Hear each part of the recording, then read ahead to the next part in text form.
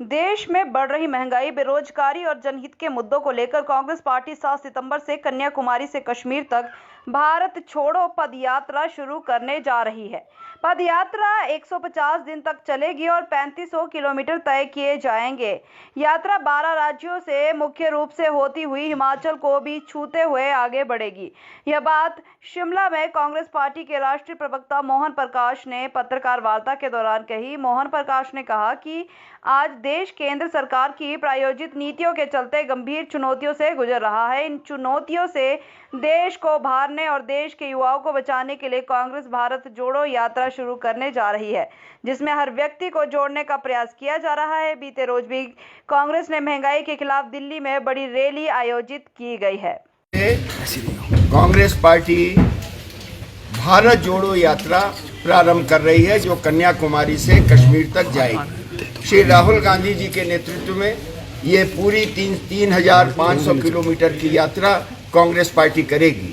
उसका उद्देश्य है कि इस देश के लोगों को एक साथ जोड़ के और जो आज तबाही इस मुल्क में हो रही है, बर्बादी जो हो रही है, इसमें आर्थिक, सामाजिक और राजनीतिक तीनों क्षेत्रों में ये जो केंद्रीय सरकार की नीतियां हैं, उनके खिलाफ लोगों को एकजुट करने की ये एक प्रयास होगा। नंबर 1, जो महंगाई है, कल कांग्रेस पार्टी ने 4 तारीख को दिल्ली में लाखों लोगों की भागीदारी के साथ महंगाई के खिलाफ हल्ला बोल रैली आयोजित किया है। महंगाई नहीं हो रही है, बल्कि ये मोदी सरकार के द्वारा लूट की छूट अपने मुनाफाखोर मित्रों को दी जा रही है। और हमेशा सरकारें दखल देती हैं और उपाय करती हैं कि महंगाई कम हो, लेकिन इस देश की सरकार स्वयं ऐसे नीतियां बना रही हैं और पूंजीपतियों को, मुनाफाखोरों को छूट दे रही हैं, जिसके वजह से इस देश के लोग त्राही कर रहे हैं, चाहे वो किसी भी वर्ग का हो। दूसरा, बेरोजगारी, जिस तरीके से 40 साल में सबसे ज्यादा बेरोजगारी दर इस समय है। जो लगी हुई नौकरियां थी, वो नौकरियां भी छूट रही। और ऐसे में सरकार के द्वारा कोई ऐसा उपाय नहीं दिखता कि कल बेहतर हो सकेगा रोजगार की स्थिति। आज चाहे वो छोटा व्यापारी हो, चाहे किसान हो, नौजवान हो, महिला हो, मजदूर हो, सबके नागरिक अधिकार भी छीने जा रहे हैं। और जो संवैधानिक संस्थाएं थी, उन पर चोट होने का काम हो रहा है। संसद में आप बहस नहीं कर सकते, संसद में वो जवाब नहीं देते, सड़क पर जब हम लड़ते हैं तो उसका भी जवाब नहीं देते।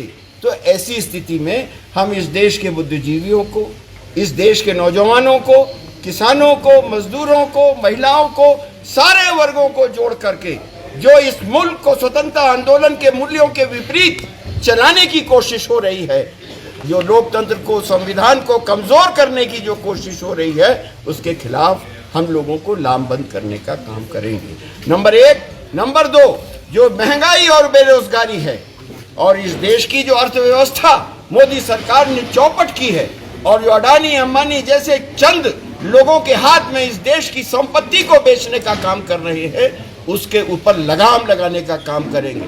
अजीब तमाशा हो रहा है, सरकारी संपत्ति और ले खरीद रहा है, मालिक बन रहा है अडानी, मोदी जी का मित्र। और यही नहीं है, जब सन 2014 में जब मोदी जी आए थे तो अडानी दुनिया में 208वें नंबर पर था, आज वो 3रे नंबर पर है। किसके पैसे से? इस देश के लोगों के पैसे से।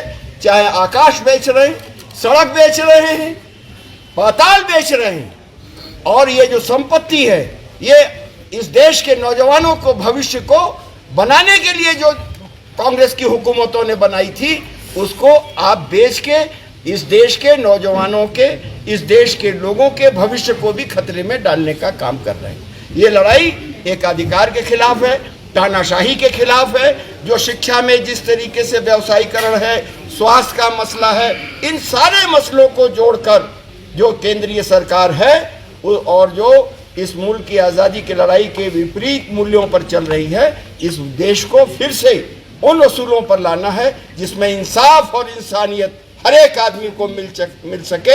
आज इंसाफ और इंसानियत दोनों खतरे में। ठीक है।